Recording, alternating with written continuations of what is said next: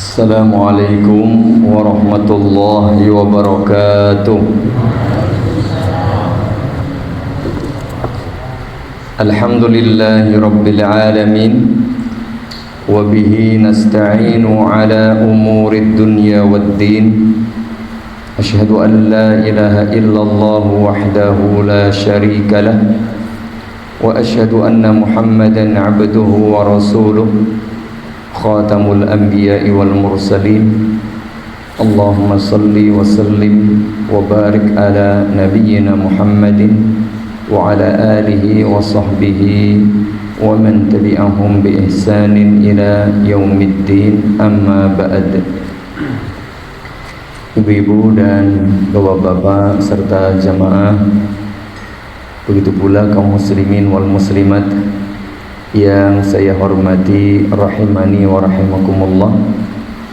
Alhamdulillah, bersyukur pada kesempatan pagi hari ini Allah subhanahu wa ta'ala masih memberi kita kehidupan, kesempatan, keamanan, kesehatan lahir dan batin, dan lebih daripada itu adalah taufik dan hidayah menjadi seorang muslim yang terus istiqamah menjalankan ibadah.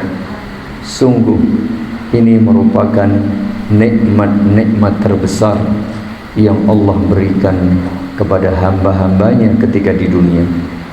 Tugas kita tiada lain tiada bukan banyak-banyak bersyukur, banyak-banyak berzikir, banyak-banyak beribadah sesuai kemampuan kita dalam rangka menjalankan tugas sebagai hamba Allah. Wa ma khalaqatul jinna wal insa illa liya'budun. Tugas ibadah yang tidak boleh berhenti sampai kelak akhir kehidupan kita. Wa'bud rabbaka hatta ya'tiyakal yaqin. Semoga kehadiran panjenengan dan kita semuanya di majelis pagi hari ini di salah satu rumah Allah ini betul-betul menjadi salah satu amal kebaikan yang membawa kebaikan bagi kita di dunia dan tentu kelak pada hari kiamat. Amin. Selanjutnya semoga salawat dan salam serta keberkahan senantiasa dilimpahkan kepada Nabi kita Muhammad sallallahu alaihi wa ala alihi wasallam, para istri, keluarga, sahabat dan semua umat beliau yang masih bersabar dan setia untuk terus memeluk agama Islam ini dengan baik sampai kelak jelang kiamat tiba. Amin. Jamaah yang mudah-mudahan dirahmati Allah subhanahu wa ta'ala, selalu kita ingatkan bahwa nikmat Allah itu tidak pernah berhenti, bahkan lebih-lebih. Termasuk kita sekarang berada pada salah satu bulan mulia, yaitu bulan Zulqa'dah. Kalau orang Jawa itu bilang sasi selo. Iya, selo. Makanya sepi kan? Enggak banyak orang punya hajatan. Selo kan, kosong gitu. Coba nanti bulan depan besar, gede tenan kan gitu. Padahal sama. Sekarang juga bulan haram, bulan mulia. Besok juga bulan mulia. Besoknya juga Muharram, bulan mulia. Tapi begitulah karena kebiasaan. Selama tidak diikuti oleh keyakinan-keyakinan tertentu, apalagi keyakinan-keyakinan tatayyur, ya hanya masalah teknis tidak mengapa. Tapi kalau jangan punya hajatan karena sasi selo nanti begini begitu, nah ini yang perlu direvisi dan perlu dibetulkan. Baik ibu bapak jamaah yang mudah-mudahan dirahmati Allah subhanahu wa ta'ala, pada kesempatan pagi hari ini insyaallah ta'ala kita sejenak untuk rehat dari bacaan Riyadhus Shalihin kita mencoba untuk mengambil momen berkaitan dengan bulan-bulan haram, lebih-lebih ini momen bulan-bulan haji. Kalau bulan-bulan haram itu ada 4, Dzulqa'dah, Dzulhijjah dan Muharram serta Rajab. Nah, kalau bulan-bulan haji itu Syawal, Dzulqa'dah dan Dzulhijjah. Bagi kita semuanya, umat Islam dimanapun berada secara umum, baik yang hendak berhaji maupun tidak, ini kesempatan emas. Lebih-lebih bagi yang hendak menjalankan ibadah haji, ini emasnya murni kan gitu ya. Kalau yang tidak berhaji itu emas, ya bisa berapa karat. Kalau yang berhaji ya emas murni lah, karena ada beda. Kalau kita yang di sini ya bisa beramal, tapi kan di sini, coba kalau nanti yang berhaji beramalnya di mana? Di tanah haram, beda lagi itu. Waktunya waktu haram mulia, pahalanya berlipat. Tanahnya tanah haram mulia, berlipat lagi. Apalagi di Masjidil Haram, wah luar biasa. Maka ini kesempatan luar biasa. Maka tidak ada kata, tidak ada apapun kecuali banyak-banyak bersyukur kepada Allah Subhanahu wa ta'ala. Ibu bapak jamaah yang mudah-mudahan dirahmati Allah Subhanahu wa ta'ala, insyaallah kita sampaikan beberapa poin berkaitan dengan amalan-amalan tertentu atau amalan-amalan khusus yang bisa dikerjakan pada bulan Dzulhijjah, dan secara khusus nanti keutamaan berhaji dan berumroh, serta bagi yang tidak berhaji dan berumroh, bisakah melakukan amalan-amalan yang pahalanya setara dengan haji dan umroh? Nah, nanti kita lihat jawabannya. Baik, mohon maaf sebentar, saya itu ada ini sebentar. Baik, dengan mohon taufik kepada Allah Subhanahu wa ta'ala, jamaah yang mudah-mudahan dirahmati Allah Subhanahu wa ta'ala, yang pertama berkait dengan bulan Dzulqa'dah, itu bulan mulia. Kita dianjurkan supaya memperbanyak amal kebaikan. Mengapa? Karena setiap kebaikan itu nilai pahalanya dilipat gandakan. Sebaliknya diperintah supaya meminimalkan keburukan. Fala tadlimu fihinna anfusakum. Karena juga keburukan itu dosanya dilipat gandakan. Lalu secara khusus pada bulan Dzulqa'dah itu ada amalan yang dianjurkan sebenarnya adalah berumroh. Namun aturan saat ini sepertinya ya sudah tidak bisa ya sekarang, kecuali yang hendak berhaji. Kalau di awal-awal Dzulqa'dah kemarin masih ada, diberi kesempatan lalu ditutup. Selain itu juga ada sebagian ulama yang menganjurkan memperbanyak puasa. Ya, meskipun memang tidak ada secara khusus, namun bisa karena ini bulan mulia.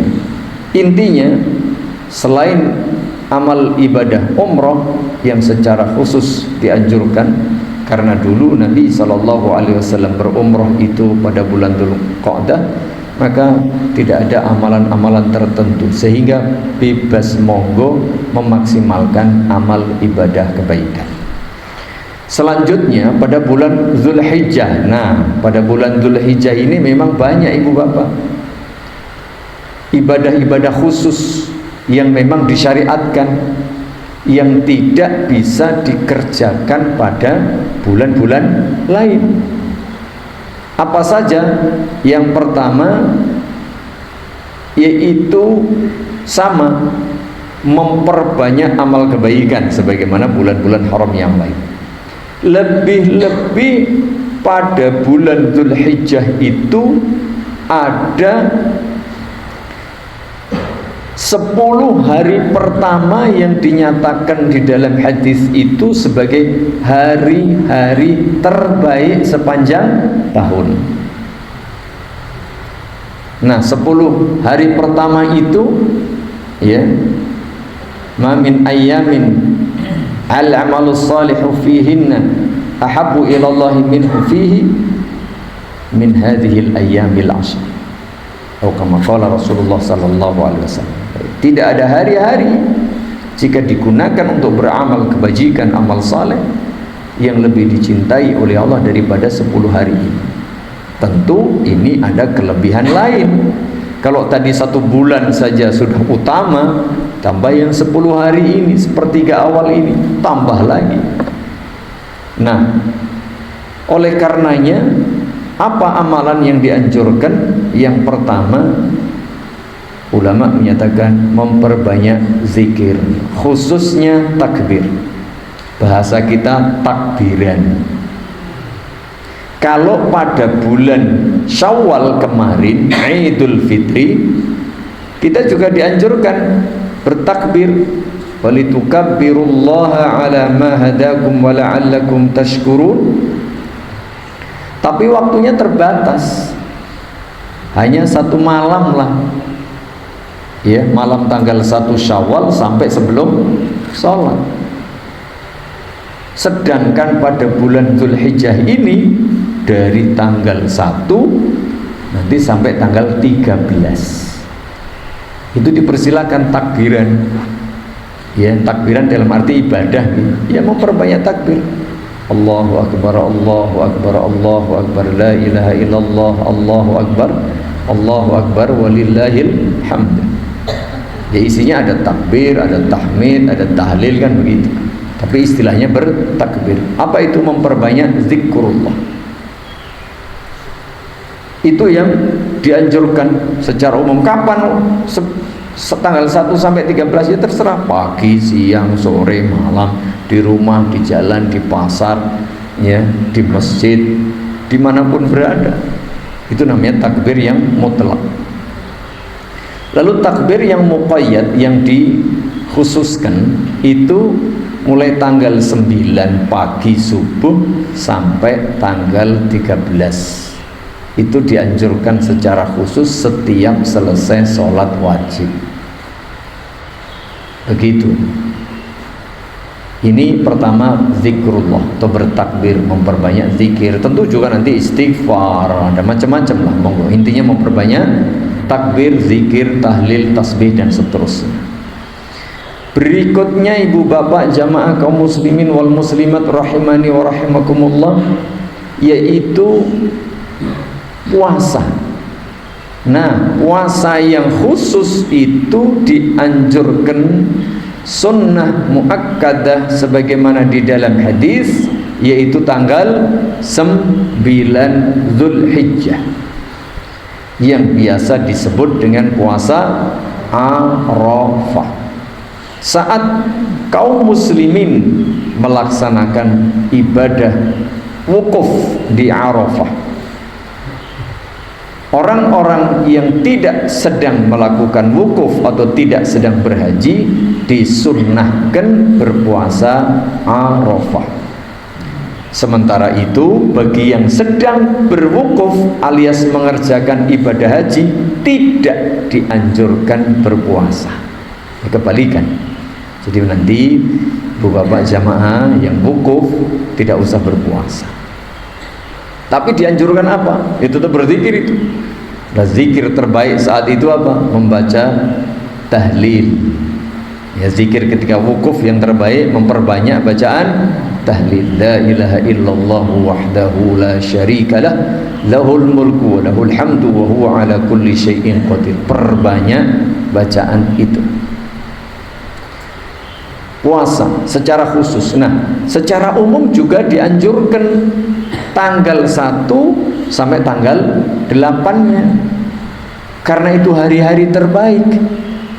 Kalau memungkinkan, monggo diisi dengan puasa. Jadi kalau memungkinkan itu lebih utama. Berarti puasanya berapa hari? 9 hari. Ini yang paling utama. paling tidak ya 1 hari tadi, atau ditambah yang Senin Kemis kan ada itu nanti. Lalu puasa apa lagi? Ya boleh setelah tanggal 13 selama bulan Dzulhijjah puasa sunnah boleh. Wong itu bulan haram, bulan mulia. Siang harinya tentu utama jika digunakan untuk berpuasa. Tidak ada batasannya mau berapa hari. Begitu. Ini yang kedua adalah puasa. Minimal tanggal 9 lah diusahakan bagi yang tidak sedang berwukuf atau tidak ada halangan. Monggo, mari kita ajak, ya kan? Bukan hanya pribadi, istri kita, suami kita, anak kita, cucu kita, keluarga kita, ya, memakmurkan bulan Dzulhijjah ini bersama keluarga, bersama tetangga, bersama sahabat, bersama jamaah. Nah, saya selalu anjurkan, syukur-syukur diberi kesempatan, dimotivasi, dihasung, ya, mungkin dengan buka di masjid disiapkan menu buka, biasanya lebih termotivasi. Apakah harus? Ya tidak, tetapi jika bisa memotivasi tentu lebih bagus. Dalam rangka apa? Agar menjadi syiar, agar menjadi ajakan, sehingga banyak yang ikut mengamalkan. Berikutnya yang ketiga, ibu bapak jamaah yang mudah-mudahan dirahmati Allah Subhanahu wa taala, adalah salat Idul Adha.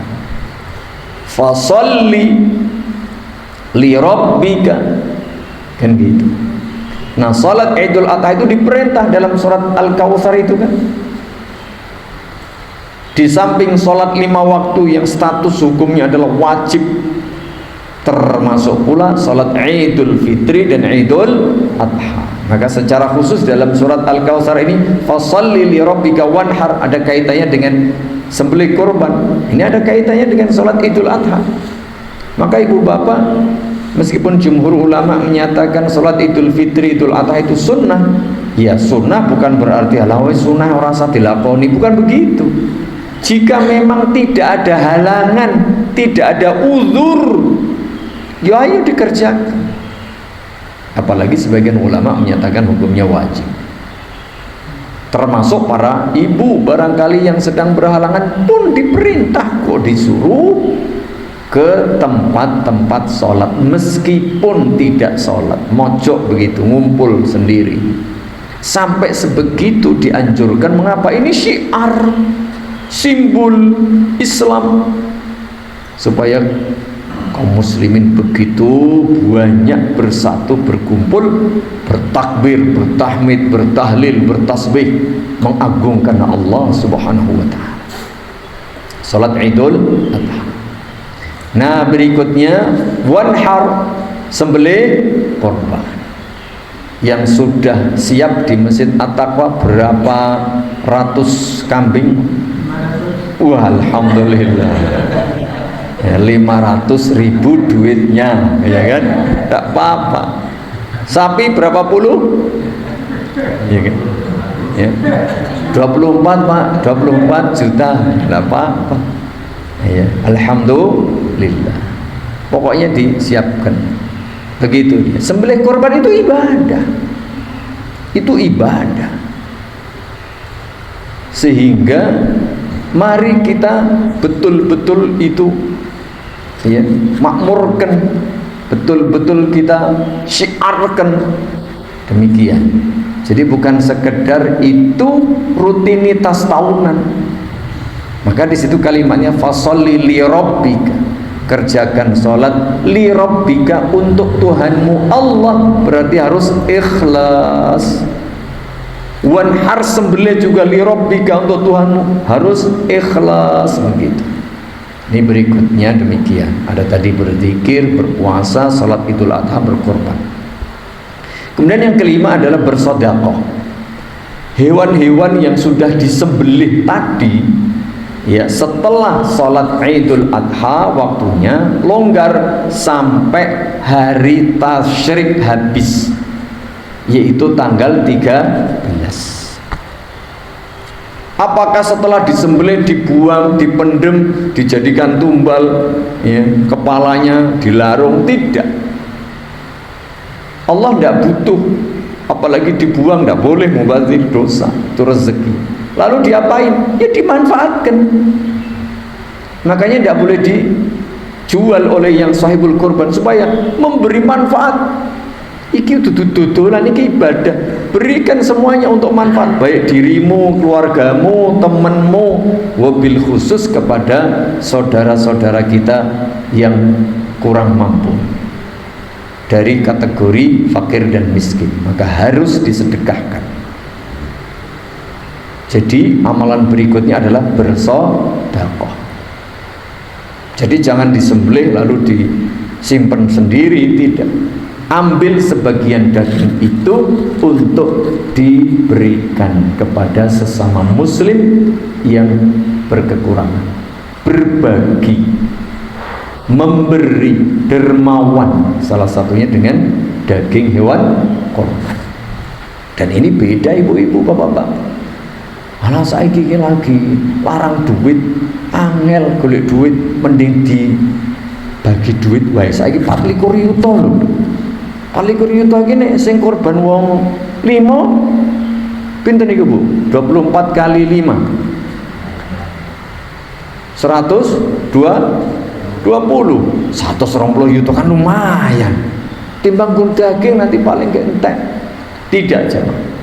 Jadi sedekah dengan daging korban, meskipun mungkin lebih sedikit dapatnya, pahalanya jauh lebih besar, lebih banyak, lebih berat daripada penjenengan sedekahkan dalam bentuk duit. Karena apa? Beda. Ini korban itu ibadah tersendiri, gitu loh. Jadi pahalanya jauh lebih besar jika kita sembelih korban. Mungkin kambing lah, wedhusnya 3 yuta ya goreng untuk cilik, dagingnya sidik. Meskipun begitu, tapi itu pahalanya jauh lebih banyak daripada uang 3 juta yang diinfakkan. Berkah nanti dagingnya itu. Mungkin kita makannya cuma sairis rong iris, tapi insya Allah warak nomor boten Bu. Kalau kita makannya cuma sairis warak sairis loh. Sairis nek 20 iris ya warak. Gitu. Jadi demikian ibu-ibu, bapak-bapak. Ini apa? Bersedekah, berbagi. Ayo. Makanya saya selalu sampaikan datanya, data dari Pak RT, Pak RW, Pak Dukuh, atau data dari mana, takmir, ada. Itu yang diutamakan. Diutamakan, dibagi nanti. Sahibul korban ambilkan dulu. Lalu kemudian fakir miskin. Baru kemudian yang lain-lain, kan dibagi 3. Untuk sahibul korban, fakir miskin, lalu yang ketiga monggo terserah dibagi sebagai hadiah, ya, untuk terserah siapapun. Dibagi boleh matang, boleh mentah, tapi yang bagus itu sebagian matang, yang lainnya mentah. Itu paling bagus. Ya, mengapa? Nunggu nganti sore orang sing matang wis kesel, ora sempat masak. Rasanya gelo banget, kan gitu. Sedino kerja belas orang sing diincipi kan terkosong. Makanya sebagian dimasak, dibagi-bagi. Nanti yang lainnya yang banyak itu diberikan supaya bisa disimpan, bisa dimasak terserah. Begitu jamaah. Tapi kalau mau dibagi mentah, poso, panitia ini masak poso, ya monggo, tidak ada masalah. Itu luwes. Lalu, nah ini yang terakhir adalah amalan ibadah haji. Ibu bapak jamaah yang mudah-mudahan dirahmati Allah Subhanahu wa taala, jamaah Masjid At-Taqwa, berapa keluarga yang hendak berangkat? Atau sudah berangkat? Oh, Masya Allah. Semoga Allah beri kesehatan, kelancaran, keamanan, kemudahan, dan nanti pulang membawa haji yang mabrur, umroh yang makbulah, sehat walafiat, bertemu keluarga dan kita semuanya dalam kondisi sehat walafiat dan diterima seluruh amal ibadahnya. Amin. Kita juga ibu bapak jangan lupa berdoa, semoga Allah mudahkan untuk bisa berhaji dan berumroh. Allahumma amin. Selanjutnya, nah Pak Bu jamaah, lah sing umroh sing haji lah ya cetha to ya. Bulan haji bulan mulia. tanahnya tanah haram, bulannya bulan haram, di sana bisa bebas beribadah bendino ya Allah, apalagi sholat berjamaahnya, apalagi ini dan itu. Bagaimana dengan kita? Ya, bagaimana dengan kita? Insya Allah Ta'ala bisa. Nah, paling tidak mari jamaah, satu, kita coba lihat sebagian saja keutamaan haji dan umrah. Ngopo tuh dadak ngantri nanti puluhan tahun lho, direwangi nabung nyelengi lho, duit sak mono mbuane gur pirang dina entek, kok yo gelem-geleme to wong Islam kuwi. Ada apa sih sebenarnya haji dan umrah itu?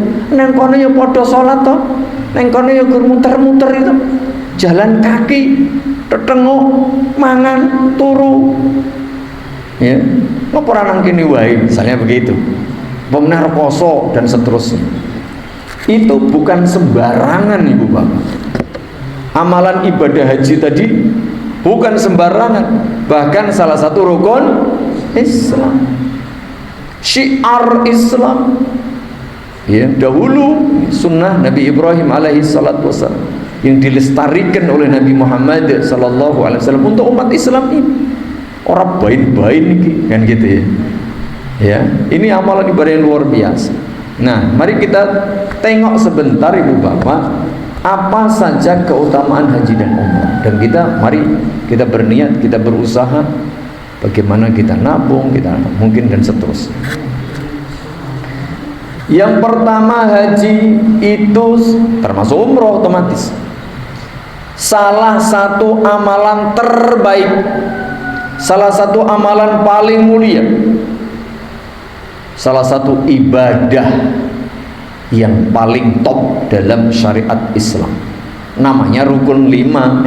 Rukun Islam ada 5. 5 ini paling top. Ada syahadat, ada sholat, ada zakat, ada puasa, ada haji. Nah, salah satunya haji. Berarti salah satu amalan terbaik. Salah satu amalan terbaik. Apalagi disebutkan nih, contoh di dalam hadis. Suatu kali Nabi SAW ditanya, ayyul amali afdal, wahai baginda Rasulullah, amalan yang paling utama niku napa to? Beliau menjawab, imanun billahi wa rasulih. Amalan pertama dan paling utama itu apa? Beriman kepada Allah dan Rasulnya, alias mengucapkan 2 kalimat syahadat. Alhamdulillah Ibu Bapak, kita menjadi muslim setiap hari bersyahadat.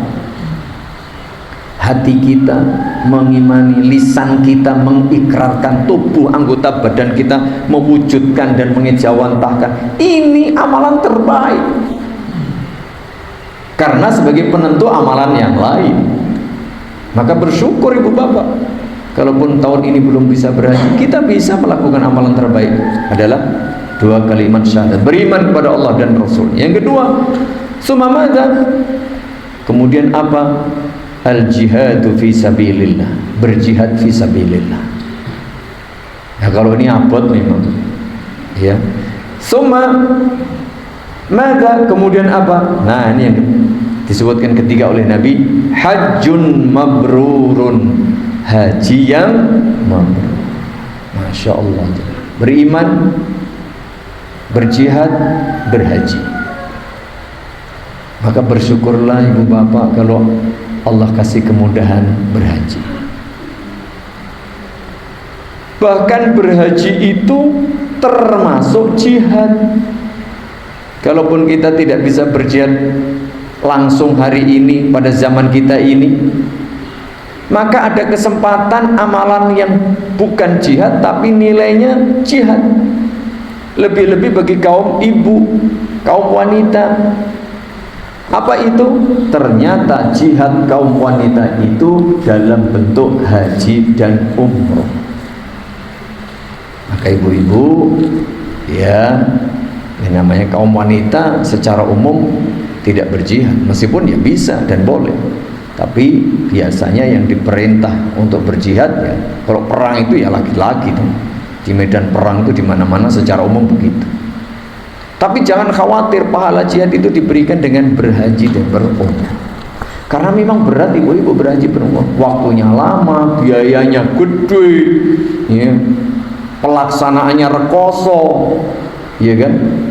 Dalam kondisi di sana cuaca yang ekstrim, berbeda dan seterusnya. Maka ini termasuk jihad fi sabilillah. Kemudian bahwa berhaji dan berumrah itu jika dilakukan dengan mabrur tidak ada pahala kecuali surga. Al-hajjul mabruru laisa lahu jazaa'un illal jannah. Nih Bapak, orang yang melakukan ibadah haji secara mabrur, artinya secara ikhlas betul dan diterima oleh Allah, itu pahalanya adalah surga. Pahalanya adalah surga. Berikutnya nih, orang yang berhaji dengan mabrur. Mabrur itu apa artinya? Diterimalah. Diterima itu apa syaratnya ketika berhaji? Jelas, yang pertama ikhlas. Yang kedua, pelaksanaan manasiknya betul, tata cara berhajinya betul. Yang ketiga, tidak melakukan ucapan, perbuatan atau hal-hal yang tidak baik. Omongannya dijaga. Setelah niatnya ikhlas, pelaksanaan semua rukun wajib dan sunnahnya itu betul sesuai dengan tuntunan Nabi Sallallahu Alaihi Wasallam. Ditambah tidak ngomong yang jelek, tidak berbuat yang buruk. Man hajja lillah, nih kalimatnya. Barang siapa berhaji lillah, berarti ikhlas. Kalau ikhlas itu ya mau nggak mau harus betul. Karena begitu syaratnya, asyhadu alla ilaha illallah wa asyhadu anna muhammadan rasulullah. Syahadat tauhid dan syahadat rasul itu gabung, nggak bisa dipisah. Sehingga ketika ikhlas harus betul. Barang siapa berhaji ikhlas karena Allah dan betul sesuai tuntunan Rasulullah, walam yarfus, tidak ngomong jelek, tidak berbuat jelek, ya. Tidak pula melakukan hal-hal yang melanggar pelaksanaan ibadah haji. Walam yafsuk, tidak juga berbuat fasik, maka raja'a kayaumi waladathu ketika balik pulang ke rumah masing-masing diampuni dosa-dosanya, bersih, putih, celing, kempling seperti saat lahir. Bayi yang baru lahir itu kan tidak punya dosa, ibu bapak. Punya dosanya kapan? Kalau sudah balik, ya, kalau dia sudah balik baru dapat dosa itu. Ketika dia berbuat maksiat, kan begitu. Jadi ini keutamaannya luar biasa. Berikutnya ibu bapak jamaah yang mudah-mudahan dirahmati Allah Subhanahu wa taala, banyak ya nanti bahwa berhaji dan berumrah itu di samping menggugurkan dosa dan kesalahan, ternyata ibu bapak menghilangkan kemiskinan dan kefakiran. Makanya kalau pengen sugih ya berniat haji dan berhaji. Kalau sudah punya duit jangan awal, jangan berat hati untuk berhaji, karena itu sebagai salah satu sebab Allah jadikan kaya, Allah hilangkan kemiskinan. Tentu banyak ibu bapak berkait dengan keutamaan haji dan umrah. Nanti penjenengan bisa baca lagi. Nah, persoalannya adalah kita saat ini real sajalah, Pak. Kalau keutamaan saya udah tahulah dan pengen jelas. Persoalannya tahun ini kan kita nggak berhaji, Pak. Bagaimana awak dewi itu juga dapat pahala haji lah. Nah itu dia. Mari kita lihat apa saja amalan yang bisa mendapatkan hadiah pahala haji. Ya, bahwa amalan itu bukan haji, ya, tetapi bisa mendapatkan pahala seperti pahala haji. Mari kita lihat jamaah yang mudah-mudahan dirahmati Allah Subhanahu wa taala. Ada beberapa amal ibadah yang nilai pahalanya itu seperti orang melaksanakan ibadah haji. Itu pahalanya. Bukan berarti amalan itu bisa mengganti ibadah haji, bukan. Nek carane ngono nanti ora sida haji. Kan gitu ya. Artinya bagi yang tidak mampu atau belum mampu, maka bisa mendapatkan pahala amalan haji itu meskipun tidak atau belum melakukannya. Apa saja? Yang pertama, ya.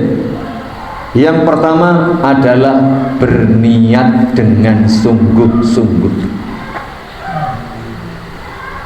Innamal a'malu binniyat. Apapun kebaikan itu ibu bapak, jika kita sudah pasang niat, tapi karena niat itu di dalam hati, yang tahu persis niatmu ki temenan apa ora, niatmu ki ikhlas apa ora, niat kita ini ikhlas apa tidak, betul apa tidak, yang tahu persis hanya Allah Subhanahu wa taala. Jika niat kita itu ikhlas, niat kita betul, punya tekad yang bulat, innamal a'malu binniyat, maka niat itu sudah mendapatkan pahala. Maka ibu bapak, ayo kita berniat berhaji. Jangan aku rawailah, jangan gitu. Oh iya, saya pengen dan saya niat berhaji.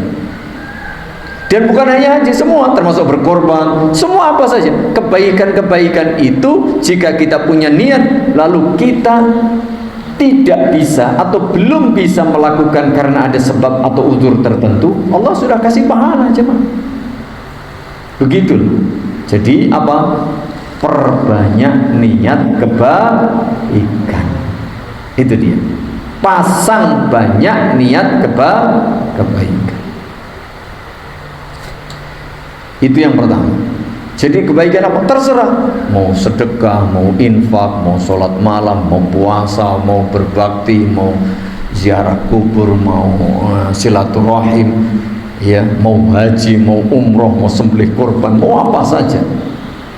Tapi niat betulan dalam hati itu bisa mendapatkan pahala. Termasuk ini haji. Yang kedua, nah kalau itu niat. Yang kedua barangkali contoh ini real, Pak, saya itu sebenarnya sudah punya duit cukup, tapi Allah takdirkan mungkin sakit.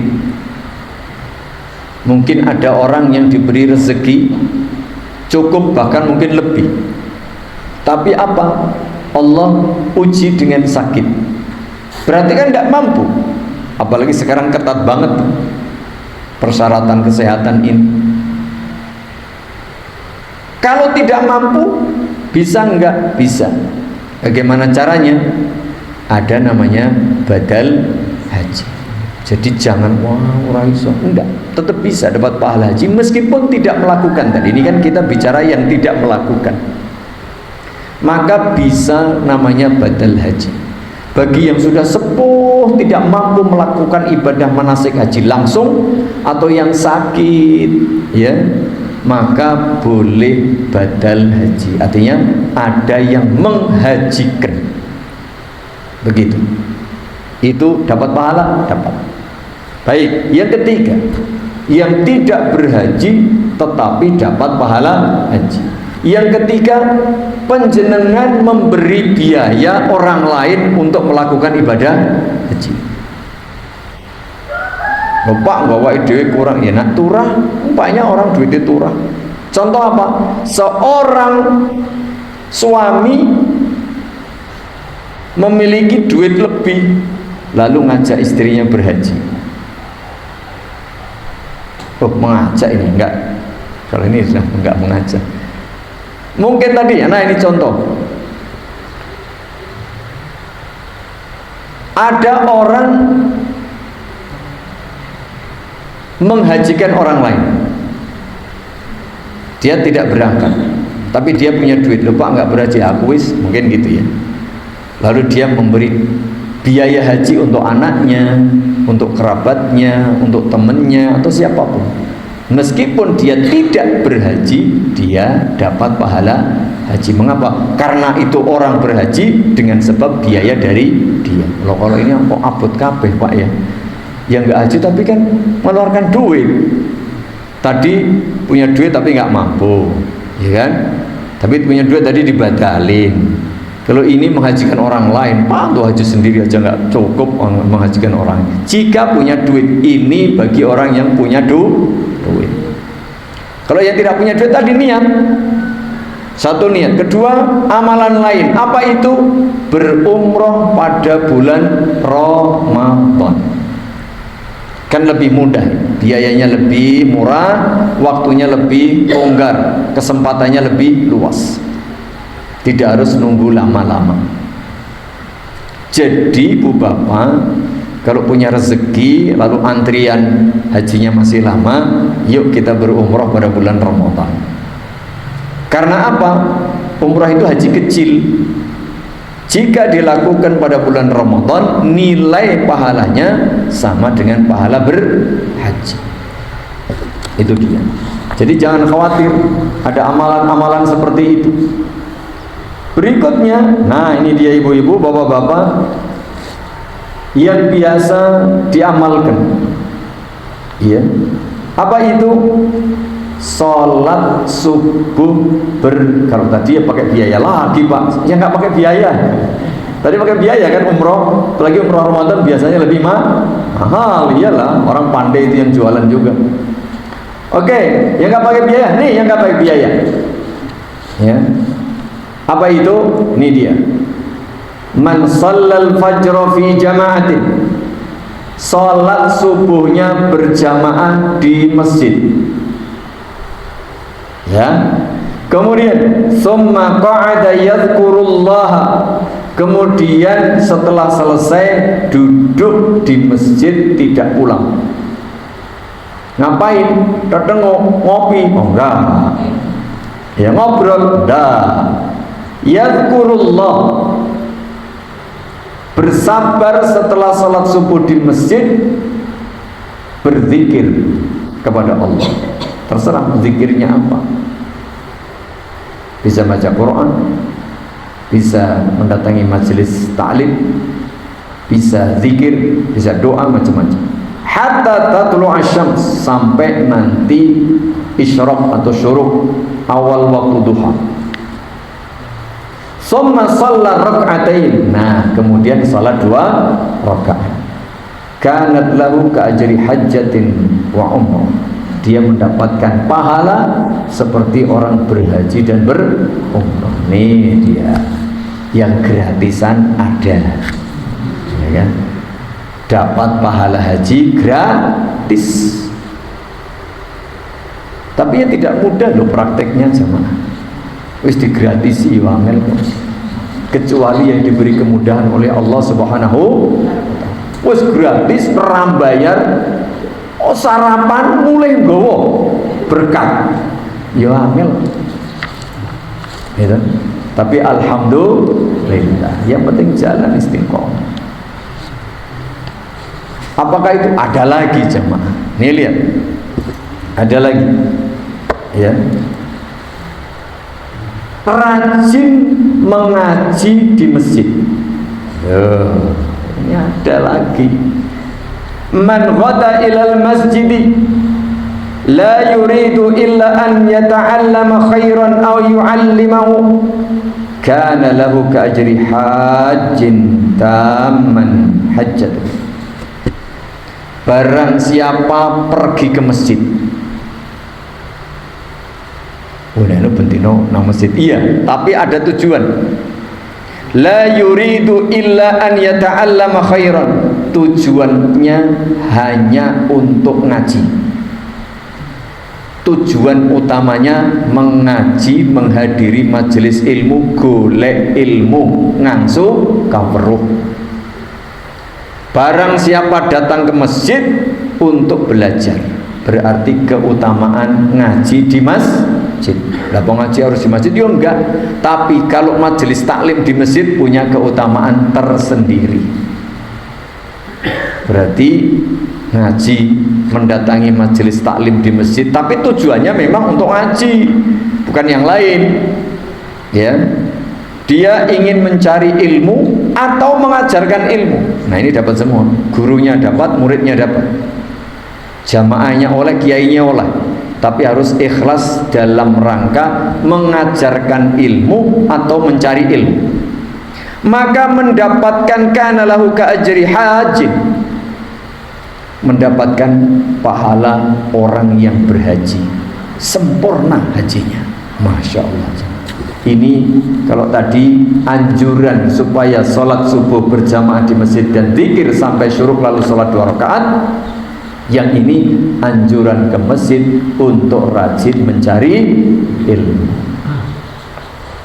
Gratis nopo gratis? Gratis. Yang berbayar juga ada, tapi kan ada fasilitas yang berbayar. Ngaji nang hotel bayarnya 3 yuta. Ya ora apa-apa wong dia nginepe kamar VIP ya monggo. Kalau memang bisanya seperti itu, Pak, saya kalau bisanya kalau weekend aja dari itu di hotel, saya kalau ngaji di masjid lesehan boyoi loro ya monggo. Tapi kalau wah sorry aku wong sugih ngaji lesehan ya kudu nang hotel, nek hotel mah ini keliru. Innamal a'malu ini. Boleh enggak ngaji di hotel? Boleh, asalkan tujuan niatnya betul dan memang dia mungkin bisanya di hotel. Tapi kalau di hotel untuk gengsi-gengsian, gaya-gayaan, nah ini enggak boleh. Yang tempat terbaik tetap di masjid. Meskipun tidak harus di masjid. Tadi ada keutamaan. Begitu ibu bapak, jadi yang gratisan ada berapa? 3. Nomor 1 tadi?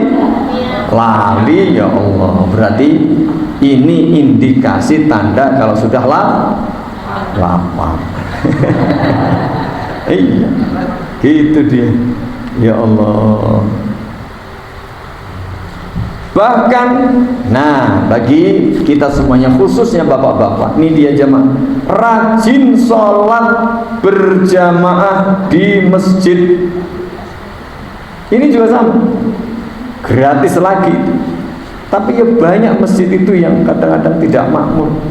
Bahkan kemarin itu ada yang, oh iya kemarin pas rapat itu ada yang, Pak, di sana ada masjid itu kalau zuhur sama asar nggak ada yang azan. Ya memang di beberapa masjid, di apalagi di pelosok-pelosok, di kampung-kampung kadang begitu kan. Orangnya pada makaryo, ke sawah, ke ladang, ya, ditinggal prung gitu. Ya. Padahal kalau ya namanya masjid ya 5 waktu harusnya ada azan. Man kharaja min baitihi mutatahhiran ila salatin maktubatin fa ajruhu ka ajril hajil muhrim. Ini dia. Barang siapa pergi dari rumahnya menuju ke masjid dalam keadaan sudah berwudu, Pak. Ibu-ibu, bapak-bapak kalau mau ke masjid itu usahakan wudu dulu. Perkara nanti batal itu urusan lain. Oh, jangan aku wudu nih masjid, jangan gitu. Kalau memang di rumah bisa dan ada, wudu dari rumah. Karena syaratnya begitu. Jadi ke masjid sudah berwudu dari rumah. 1, 2, niatnya hanya 1. Sholat wajib berjamaah. Tapi syaratnya dari rumah sudah berwudu. Niatnya sholat wajib berjamaah. Pak, dapat pahala seperti orang berhaji. Angel nopo angel? Angel nyatanya sepi masjid itu. Kalau siang hari ada nggak masjid bludak kecuali Jumat? Itu tadi ada yang nggak ada yang azan bareng. Makanya penting. Wah, ya berarti jenengan monggo. Misalnya di satu kampung ada masjid, oh orang sing makmur ki, wis tak azanane, tak imamane, tak makmumane. Borongan, Pak, loh. Lah nek ana proyek borongan, rebutan nih. Nah, ini proyek jelas jadi muadzin, pahalanya gede. Jadi imam apalagi jadi makmum. Bisa enggak? Bisa, dewean. Ya Allah ya Rabbi. Maka rebutan jangan. Jadi inilah keutamaan menjadi muslim itu diberi waktu istimewa. La yukallifullahu nafsan illa usaha. Jadi banyak orang itu tidak semuanya mampu jamaah, tapi kita diberi kesempatan untuk bisa meraih pahala yang sama. Dulu pada zaman Nabi SAW, sebagian sahabat yang miskin juga protes. Protesnya itu minta diberi solusi. Ya Rasulullah, lah itu sing sugih-sugih ngoten niku la iso napa-napa to. Salate bareng, le poso bareng, zikire bareng. Lah niku iso sedekah, iso korban, iso jihad, iso haji. Lah kula pripun niki solusine napa? Dikasih banyak-banyak zikir, tasbih, tahmid, tahlil, takbir. Perbanyak itu. Dapat pahalanya sama jamaah. Pun bagi yang belum atau tidak mampu berhaji, ada solusi, ada. Wong swarga itu umum, bebas, siapapun boleh meraihnya. Kalau surga hanya boleh untuk orang kaya, wah repot kita. Kayak begitu. Bagaimana tadi? Niat yang tulus, rajin sholat subuh berjamaah. Syukur-syukur kalau nggak lagi makarya, tidak dinas, tidak bekerja, ya sampai isyraq tadi awal duha lalu sholat. Kemudian, Pak itu saya nggak bisa, kalau itu saya tugasnya pagi harus disiplin. Oke, sholat 5 waktunya. Tadi ya, dari rumah 5 waktunya. Jenengan mungkin di tempat kerja, di pabrik, di kantor, dimanapun, termasuk di kampung, di rumah, setiap adzan datang ke masjid. Niatnya semata-mata untuk sholat berjamaah dan wudu dari rumah. Atau rajin menghadiri majelis ilmu yang ada di masjid. Gratisan, bahkan biasanya itu di beberapa tempat ada Jumat berkah, ya, gratisan makan siang, gratisan sarapan pagi. Coba kalau seperti ini, jenengan ini tiga-tiganya dapat loh. Dari rumah berwudu, sholat subuh berjamaah, dapat nih tadi. Nanti zuhur, asar, maghrib, isya jenengan lanjut berjamaah. Yang kedua, nanti kita ini zikir sampai isyraq, sholat 2 rakaat, dapat. Yang ketiga, pengajian. Niatnya mencari ilmu di masjid. Loh, sak kesok itu telu. Kalau niatnya betul, Masya Allah jemaah. Makanya orang punya ilmu itu banyak solusinya. Apalagi kalau bergabung wong kang soleh kumpul banyak informasi. Oh iya, aku nggak ngerti. Jebule ngono toh. Wah, dadi rajin. Sekep begitu. Begitu jamaah ya. Ini karena tadi sudah ada yang menunjukkan sinyal lapar. Dan lebih baik ya kita sudahi saja. Intinya bulan haram, lebih bulan haji itu mari kita manfaatkan sebaik mungkin. Bagi yang berhaji, bersyukurlah kepada Allah, tunaikan dengan ikhlas dan benar. Bagi yang tidak pun jangan berkecil hati. Niat yang kuat, lalu melakukan usaha, mungkin menabung, bekerja dan seterusnya. Lalu kita pun bisa mencoba meraih pahala haji meskipun belum berhaji, sambil nunggu ya giliran nanti dapat jatah berangkat, kita tetap dapat pahala berhaji. Yang tidak berbayar, niat rajin sholat 5 waktu berjamaah di masjid, ya rajin tadi kan mendatangi majelis ilmu di masjid, kemudian juga sholat subuh berjamaah, lalu zikir dan sholat isyraq atau sholat duha di awal waktu. Kemudian yang berbayar itu tadi umroh pada bulan Ramadan. Kemudian juga kalau yang punya duit tapi nggak mampu tadi badalkan, ya, atau kemudian memberi, oh ini duitku turah anakku nyale, kowe tak daftar ke haji, nah itu dapat pahala, ya, karena yang memberi pahala orang tuanya, memberi biaya orang tuanya, yang melaksanakan itu haji untuk anaknya yang berhaji dan niatnya untuk dirinya, tapi kan biayanya dari kita, maka kita dapat pahala. Dan seterusnya. Begitu ibu bapak jamaah yang mudah-mudahan dirahmati Allah Subhanahu wa taala, yang bisa saya sampaikan pada kesempatan pagi hari ini, semoga menjadi tambahan pengetahuan, informasi dan wawasan buat kita yang bisa menambah semangat kita untuk lebih giat dalam beribadah. Begitu pula jika ada kekurangan, kekhilafan dan barangkali hal yang tidak berkenan, mohon dimaafkan. Kita berdoa kepada Allah Subhanahu wa taala, semoga Allah memberi kita kesehatan lahir dan batin, memberi kita keamanan, kekuatan, taufik dan kemudahan semua urusan kita, baik urusan agama, urusan dunia, lebih-lebih urusan akhirat kita. Semoga Allah memberi kita keluarga yang sakinah, mawaddah dan rahmah. Semoga pula Allah menjadikan putra-putri keturunan kita yang saleh dan salehah. Semoga saudara-saudara kita yang barangkali hari ini diuji oleh Allah dengan sakit, Allah sembuhkan, Allah beri pahala yang besar. Bagi saudara-saudara kita yang barangkali diuji oleh Allah dengan kemiskinan, semoga Allah beri kekayaan dan rezeki yang barokah. Bagi hamba-hamba Allah yang diuji barangkali dengan hutang yang agak kesulitan, semoga Allah mudahkan melunasinya. Bagi hamba-hamba Allah, saudara-saudara kita yang barangkali sampai hari ini belum sadar untuk beribadah, semoga Allah beri taufik dan kemudahan. Dan bagi kita semuanya yang sampai hari ini diberi kemudahan beribadah, semoga Allah beri kita istiqamah agar bisa melanjutkan ibadah sampai akhir kehidupan, meraih husnul khatimah. Amin amin ya rabbal alamin. Kita tutup dengan subhanakallahumma wa bihamdika asyhadu an la ilaha illa anta astaghfiruka wa atubu ilaik. Assalamualaikum warahmatullahi wabarakatuh.